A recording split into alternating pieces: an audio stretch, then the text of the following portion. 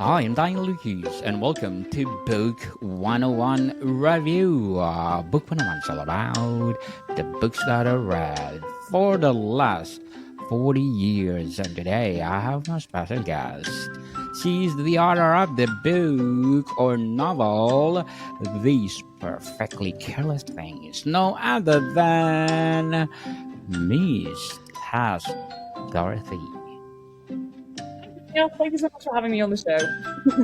Welcome to Book 101, Miss Tash, and can you please introduce more about yourself? So, my name is Tash. I'm 30 years old. I'm from London, England, and I currently live in Mexico City. In September of 2023, I published my debut novel, These Perfectly Careless Things, and it's available through Ingram Spark around the world, which is really awesome. So, I first started writing this book when I was 14 years old. And it took me a very long time to actually finally get it out into the world. But it's a coming of age teen romance story set in London in 2010. So, if you like the Kooks, that was what we were listening to at the time. And yes, it's just like a young love story. And yes, very excited to talk more about it. So thank you so much for having me, Daniel. Miss Tash Doherty, thank you so much for sharing your talents to the world. So, what does it mean for something to be perfectly careless? Well, my dad actually helped me come up with that title. And the idea is that, if you think about your teenage years, all of the crazy things that you got up to that you probably shouldn't have been doing the whole time, when you look back at them nostalgically and the teenage years doing things for the first time, especially, they can be pretty careless. They can be a little bit dangerous even sometimes. So that's what it is about. It's a really nostalgic book for me. I wrote it mostly about my kind of teenage years and all of the feelings and the thoughts and the fun things that we used to do back in those times for the inspiration for the book. And yes, so that's how you can have something be perfectly careless, is just in the memories of your teenage years. Definitely. Can carelessness ever be a positive trait? Why or why not? Yes, I think that's a big theme in the book is the naivety of never doing, never having done something and exploring something for the first time. So I think it's important to just go throughout the world and be trying things constantly. And if you do things in that way, you'll probably make plenty of mistakes. And that's exactly what happens to my character. So Abbie Chesterton she really wants to become an artist, but her family is very like traditional and English and stuffy and prim. And so she meets an American boy called Jonah Wood, and he is a kind of philosophical, he likes to smoke cigarettes and is reading Proust and all that. And so he's the kind of person that will inspire her to pursue her passion and creativity. So if anybody's familiar with Save the Cat, it's a typical buddy love story where the buddy in this case is her partner Jonah, and he's able to unlock a lot of things about her character that she might not be able to have done herself on her own. So yeah. Yes. So, what are some everyday actions that people do carelessly without realizing it? Gosh, I think the thing that people often do is just living by the typical script of what their parents say that they should be doing. And that's exactly what Abbie is doing at the beginning of the book. She's even trying to hang out with the cool girls in her school. So, she wants to gain the approval of those people, even though they don't actually align with her and her values. And she has a best friend in the book called Julie, and Julie is more nerdy and isn't as cool. And Julie can already immediately spot that Abbie should not be hanging out with these cool girls anymore and that they don't really serve her. So I think sometimes we need those people in our lives who are more aligned with with who we really are. Because sometimes it's difficult for us to see that. And that's the role of the Julie character in the book. Certainly. So, how can carelessness lead to unintended consequences? Well, there's plenty of that. I won't do any more spoilers in the story. But I think also just carelessness can mean embracing your emotions. And especially the main characters in the book are 15 years old. And so, you're kind of like falling in love for the first time. It's all very steamy and intense. And you can get swept up, I think, in all of that and find yourself in places that you didn't really want to be in or be changed in ways that you weren't planning on being changed. So that's exactly what happens when we leave the tiny bubble of the, elementary school or the primary school that we grew up in, and we meet other characters in our lives who live in different neighborhoods and who bring out those more careless aspects of ourselves. But that's what you need, is lots of conflict and characters making mistakes in order to have a good narrative arc. So that was the goal with writing the book as well. Definitely. Have you ever benefited from being careless? If so, how? I hope so. That's a really great question. I think, well, I was very careless in the way that I quit my job in New York 3 years ago Yes. to become an author. I just thought it had been, at that point, I was very grateful for the position that I had, and I learned a lot working at Vox Media. But I just woke up one day and I thought, goodness, I really want to publish my book and do this with my life instead. And so, yeah, I quit my job without any other plan. And then I left New York City and I moved to Mexico City, where I live now. So I think sometimes, at least for me, it's definitely more my inner teenager. You just get that compulsiveness and you're like, I need to break free. I need to do this and like just burn down everything in your life and start again. So that's what I did when I moved to Mexico. And that was 3 years ago now. So it's kind of a little while has passed, which is awesome. Fast pace, all right? What are some historical events that occurred due to carelessness? Occurred due to carelessness. I mean, Yes.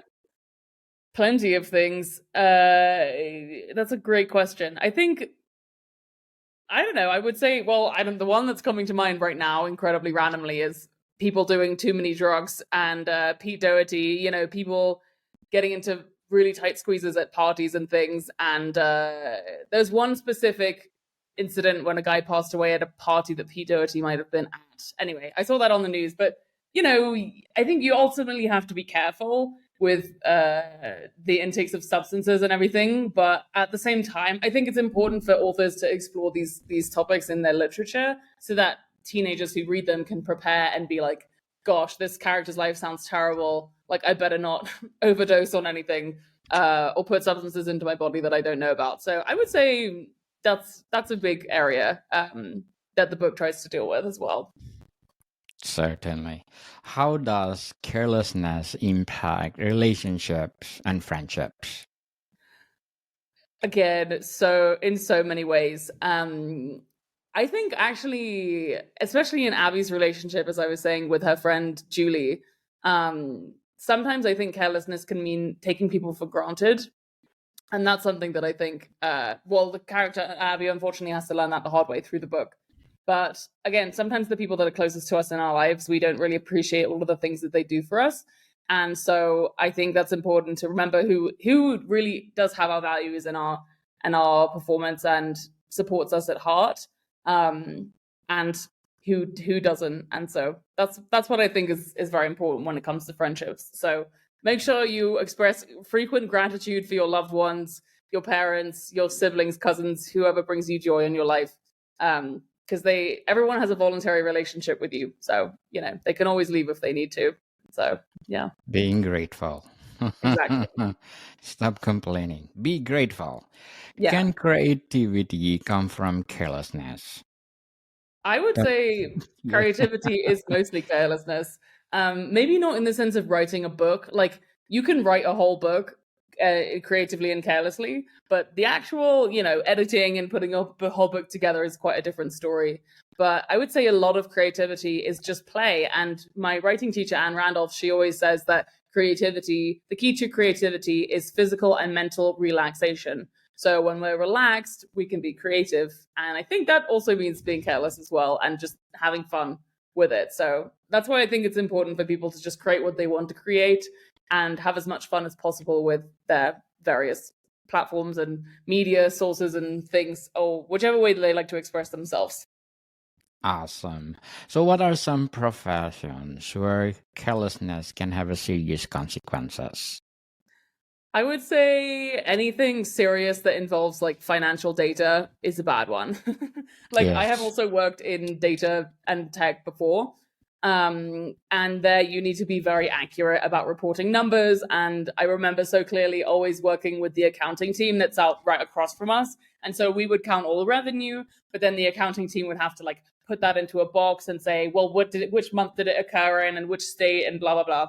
So I would say for any kind of serious frameworks like that, and also legal frameworks, probably you need somebody who's got an extreme attention to detail. And those kinds of fields shouldn't be messed with. Although I'm sure people can find creativity and fun in reporting numbers and financially sending in bank statements. But yes, I would say there's certain fields where, or like I can imagine nuclear reactor detectors and things, weapons, like all that kind of stuff. probably good not to be careless about those industries. Definitely. So, is there a difference between being careless and being carefree? Oh my gosh, that's such a great question. I think so. Because carefree, it just seems like you really don't care at all. Like you're not actually worried. But careless seems to have a bit more of a sense of clumsiness to it, or just things happening and like, stumbling. I'm imagining stumbling is basically what happens with carelessness. Things breaking, that kind of stuff. And perhaps you didn't really mean to be careless, or you didn't intend to break things. That's what I think the difference with carelessness is. Like, if it was like the perfectly carefree, these perfectly carefree things, that wouldn't have any sense of conflict to it, right? Like the carelessness is the point that like they should be paying more attention to it, or maybe they didn't want to make mistakes, but then they did. So that's why I decided to choose that word, I guess, because you want to have that tension between like something that's perfect and something that's broken and imperfect even. So yeah. Yes, there's a heart inside. Exactly. So, how do people justify their careless actions? Well, I think that's what this book is also about, is about your teenage years. You can just excuse a lot of your careless actions and say you were young, you didn't know better, you had to learn. That's a big area, I would say. And yeah, just learning through life, basically, I would say, is how people can justify those things. I mean, does that mean that it's completely justified? Probably not. People shouldn't be doing bad things all the time. But yeah, I think if you look back on your teenage years, I'm sure there are aspects of it that you would have done differently, or situations that you wouldn't have put yourself in. Speaking for myself, anyway. So that's what I think is important to remember, is that we're all growing and changing and evolving over time. How does carelessness manifest in financial decisions? I mean, I did study business and I did go to business school. And I think it manifests because in the, microeconomics or macroeconomics or whatever financial classes you might take, we always assume that humans are rational, that everyone's trying to optimize their profit and stuff all the time. Now, if I was trying to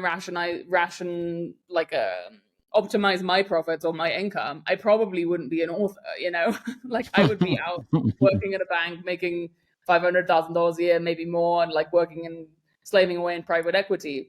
So I think what's important to remember when it comes to humans and financial decisions is that people are still driven by emotions at the end of the day. Like you shouldn't really sell it. If a stock is going down, like you shouldn't sell it, right? You need to like keep holding through. And so I think our emotions sometimes can lead to carelessness when it comes to financial decisions. So, selling things that you shouldn't be selling in terms of the stock market, or buying things that are expensive that are too out of your price range. But that's also okay, because I think we are more than these, perfect, rational robot beings that microeconomics would lead us to believe. So, yeah, I think we have to just do what makes us happy in our lives.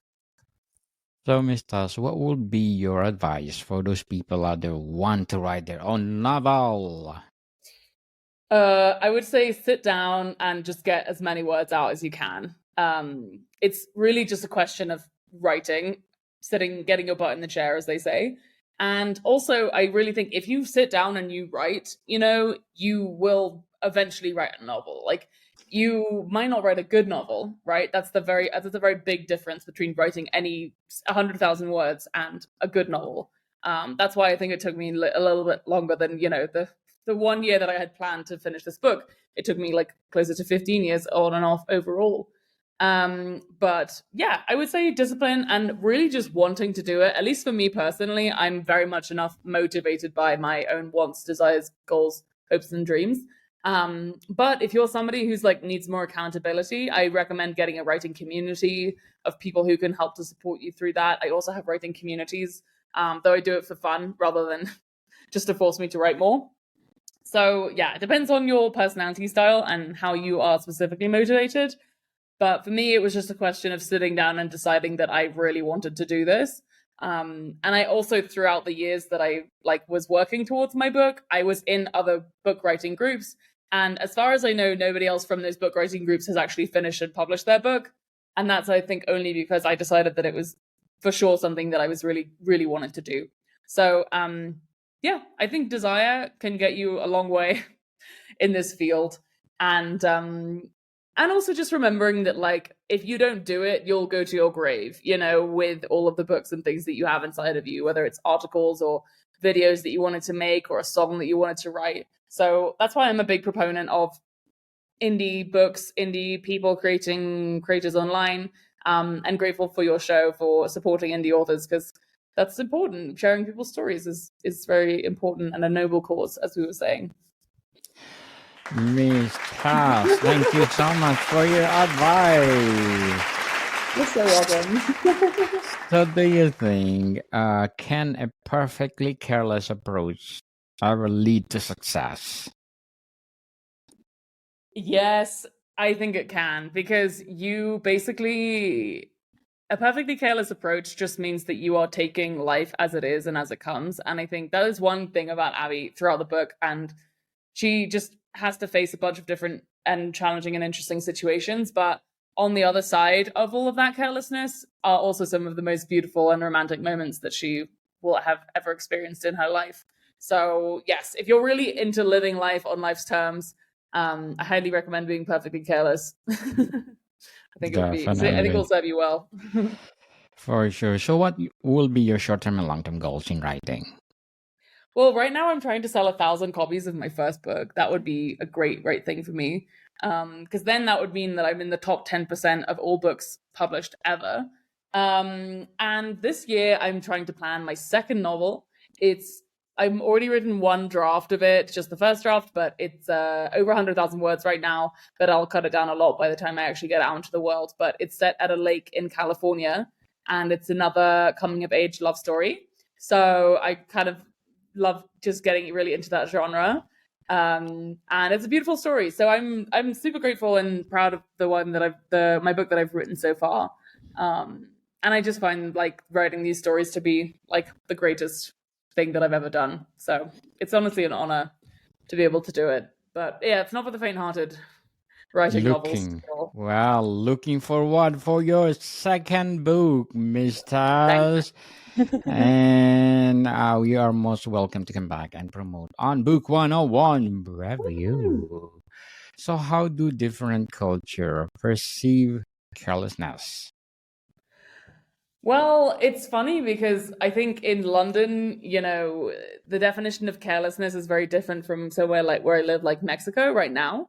Yes. Mexico and other cultures that are just more chill are very open to people driving through red lights, you know, things being broken, but also not really, not like it really matters, you know. I think in America and parts of Europe as well, everyone needs like every pavement to be perfect. And everyone stops at red lights and really follows the rules. So I would say it's very subjective, right? Like I'm sure in Mexico, it's normal for people to cross through red lights, but if an English or American person comes to Mexico, they might say these people are driving carelessly. So I think it's, you know, it's up to each different culture to decide what they think is the right thing to do.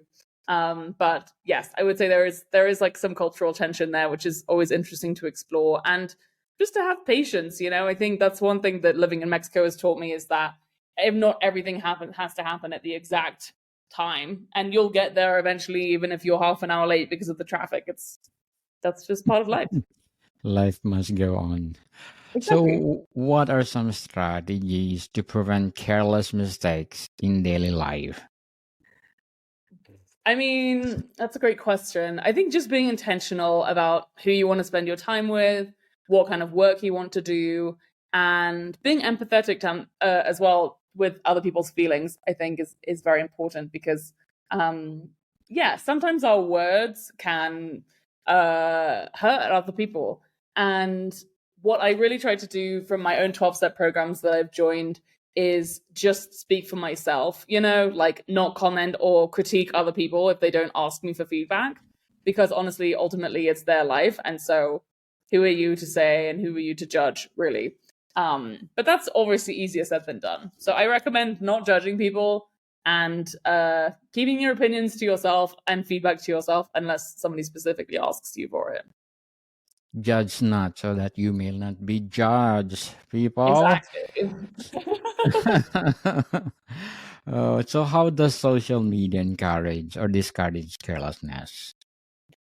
I think social media makes carelessness fun and funny. A lot of times people are just memeing out there and sharing things that maybe people didn't want to, share. I'm thinking specifically in my mind of somebody who's like under anesthesia, and the doctor would like reach out their hand for a tool and the person completes their hand like a heart, So I don't know, just small little actions like that can be really cute, as can be like funny animal videos. And yeah, I think social media can be used for something that's good, but as somebody who's a frequent scroller, yes, I think that's, if you're not too intentional about your social media use, it can be a big suck of your time as well. So that's something to keep in mind. So, Ms. Tash, to wrap up our discussion for today, in carelessness, a learned behavior or unnatural tendency? I think it's probably a natural tendency, because that's just something that I think every human is careless, right, at some level. And I think the learned part of it is what people try to make us uncareless. Like if we try to follow the rules, we try to keep things clean, whatever, not break things. So yes, I think in some ways, I think being careless, honestly, is just, if we were out in the wild and we didn't live in a society, everyone would just be careless and like running around doing whatever all day and it wouldn't matter. But ultimately, I think living in this society, that's how you get trained and you really unlearn your carelessness as you go through your life, I would say. Miss Tash Doherty, thank you so much for sharing your book to the world, The Perfectly Careless Things. So can you please invite our listeners to support your book or your upcoming, yes. Yes, please. Of course. You're welcome to find These Perfectly Careless Things on Amazon, or you can follow me. I also have a blog called Miseducated, and it's MISSEDUCATED _ on Instagram and TikTok. So I hope to see you all out there on the internet. And thank you so much for having me. Miss Tash, thank you so much. And people, let's support Miss Tash Doherty, because if you support her, more novels to come. So Miss Tash, thank you for your time. More to come, people. Thank you so much, Daniel. Have a great rest of your day. Thank you. More to come, people. See you soon.